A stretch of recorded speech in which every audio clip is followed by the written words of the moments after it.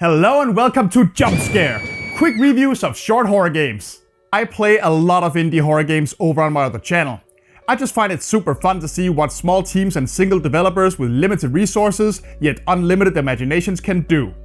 And today we're going to be dealing with one of the very few undeniable facts of life: death itself, and the way the finality of it affects our thoughts. These are the themes brought up in Heartworm. Heartworm, developed by Vincent Adinolfi, focuses on a young woman by the name of Samantha who has recently lost her beloved grandfather. Struggling with existential dread and unwilling to accept that he's gone, Samantha hears of an old house where one particular room supposedly allows you to speak to the dead. Wanting to see her grandfather just one more time, she seeks out the house and enters the room, and instead finds herself thrown into an odd, surreal world that seems bent on having her join the dead if she makes any attempt to leave. Yeah, that's Heartworm for ya. Heavy stuff, huh? But don't worry about it, the game itself is much less heavy. One look at it should tell you everything you need to know.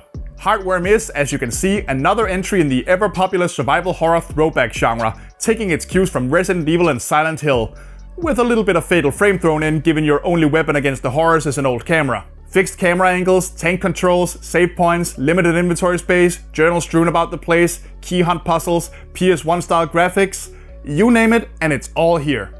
And while it's all done very well, some may find it leans a little too close to all these games without adding much that is particularly new, which I can't exactly say I disagree with. However, I would argue that not every game really needs to reinvent the wheel. This is a formula that's popular for a reason, and if you enjoy this style of game, you're going to have a blast playing Heartworm. Still, I do think it has some minor flaws. The map screen manages to be a bit confusing since it kinda just slaps room wherever it feels like before connecting them with these lines, leading to absolutely massive maps that get a bit annoying to navigate. The completion indicator for each room is also a weak and easily missable static effect that seems to not work properly, but I believe the developer has already addressed this and is planning to update it. But the problem doesn't just lie with the map screen, it lies with the game's locations as well. As beautiful and interesting as they are, the game is full of enormous areas that ultimately end up feeling a little bit empty. If you're a fan of this type of game, your first instinct is usually going to be to go explore every corner searching for items or clues, and it gets frustrating to have it lead to nothing but pointless flavor text about 85% of the time. Combat is also fine, but underwhelming. For a game that touts classic survival horror, few enemies require much in the way of altering your strategy beyond look at them and hit the shutter a few times. And unless you're going out of your way to kill everything all the time, you're never gonna be short on ammo or health items. It's really only the game's few bosses that offer up more of a challenge, and even that is kinda minor. No, the real beauty of Heartworm lies in its gloomy vibes and its gorgeous presentation. Heartworm, in dealing with its dark themes, has some really great classic gothic horror imagery going for it. I mean, seriously, the first thing we see is a raven on a tombstone, and we get to explore deliciously dark locations like rundown houses and clock towers. But it's also not afraid of thinking a bit outside the box, with one long chapter taking place in a brightly lit beautiful forest, and plenty of enemies look about as bizarre as only a video game can allow. No bog standard zombies to be found here. Add some well-written poetry and journal pages strewn around, and the game simply oozes with atmosphere. Sure, some of the journals can come off as a bit navel-gazing, but these are thoughts I think we all have struggled with at least once in our lives, so it remains relatable all the same. The game also nails the PS1 art style, and of special note is some of its near-seamless transitions between in-game graphics and more detailed pre-rendered cutscenes. I really sat there feeling like I was back on my old PS1, just, without the intrusive load times. So yeah, you can describe Heartworm in a lot of ways. It's a well-constructed game. It's a good genre throwback. It's beautiful to look at. It's even kind of thoughtful in places and somewhat more surreal than many of the games that inspired it. But one thing that Heartworm unfortunately is not, is scary.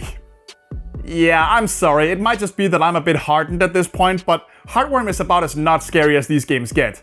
Aside from a few surprising moments that may catch you a little bit off guard, Heartworm never really builds up any major scares, and its enemies, visually creative as they are, kind of come off as an afterthought more than as something to overcome. I mean, think of Resident Evil for a second. Think of that first zombie reveal, or the first time you meet a licker. Heartworm has basically none of that. Enemies just kind of appear with little to no fanfare, and they're all so easily avoidable that they're only gonna be a threat if you fail to pay attention to where you're going. But to be fair, I don't actually think Heartworm is supposed to be outright terrifying. I think it's more supposed to creatively visualize some dark thoughts that we're all familiar with, and it does that very well. I'd just like a survival horror game to be a little bit more tense personally. But all in all, if a good old-fashioned third-person survival horror game is what you're craving, Heartworm is sure to scratch that itch. And it might even bring up a few familiar feelings in you while you're at it if you've ever lost someone close to you. That, in itself, makes it an experience worth having. And that's it for this episode of Jump Scare. If you'd like to see my playthrough of the game, you can find a link in the description or follow the card in the corner of this video. Don't forget to leave a comment, press the like button, and subscribe for more short spooks in the future. See you there, folks, and bye bye.